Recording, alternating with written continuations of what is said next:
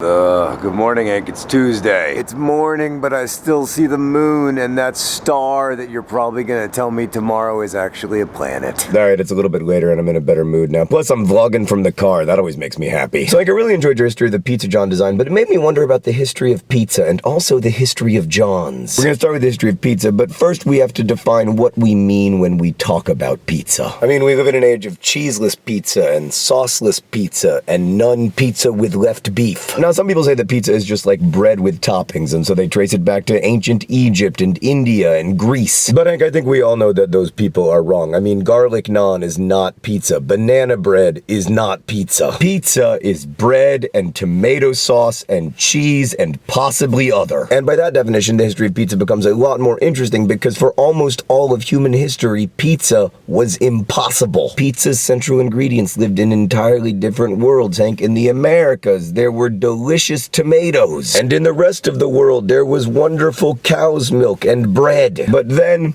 Christopher Columbus. Now, Hank, as discussed in this video, and you will notice my excellent pointing skills. Anyway, the exchange between the Americas and the rest of the world that began with Columbus in the late 15th century was disastrous for life on Earth in many, many ways. But it did make pizza possible, and also like 90% of the foods that we now eat. I mean, hamburgers and French fries. There were no cows in the New World, no potatoes in the Old World. I mean, can you imagine going to a restaurant and being like, hey, can I have a hamburger and French fries? And then being like, well, you can have French fries, but if you want the hamburger, you're gonna have to leave the Americas. Among the many New World foods that came to the Old World was tomatoes, which was initially believed to be poisonous, but it turns out that they are just dangerously delicious. And by the middle of the 16th century, in Naples, Italy, we had pizza as we know it today with cheese and tomato sauce and bread and possibly other. But like most things, Hank, pizza didn't actually have an inventor. It had like millions of innovators. Like, for instance, the pizza in 16th century Naples tasted very little like pizza as we know it today. For one thing, it was sweet, like pizza literally means pie. So the story of pizza is really a story of like humans coming together over thousands of generations and across continents to invent the perfect food. And that's what history is really, Hank. It's not really about great individuals. It's this ongoing collaboration among the 96 billion or so people who have lived here. All right, John's. John comes from a Hebrew name meaning God is gracious, and for like 1,000 years, it was the most popular name in England until like I was born, when suddenly it became less popular. I'm trying not to take that personally. There's a few minor Johns in the Hebrew Bible, but the Johns really took off in the New Testament. I don't want to brag, Hank, but there are no Hanks in the New Testament, and there's some pretty vital Johns. Like there's the itinerant preacher John the Baptist, Jesus' apostle John. Historians disagree about whether there are also other Johns in the Bible, and I'm going to steer clear of that argument because I'm no dummy. But anyway, Hank, the most interesting thing I learned in my research is that the name John is not the same name as the name Jonathan. Jonathan comes from a different Hebrew word that means gift from God, and it's a longer form not of John,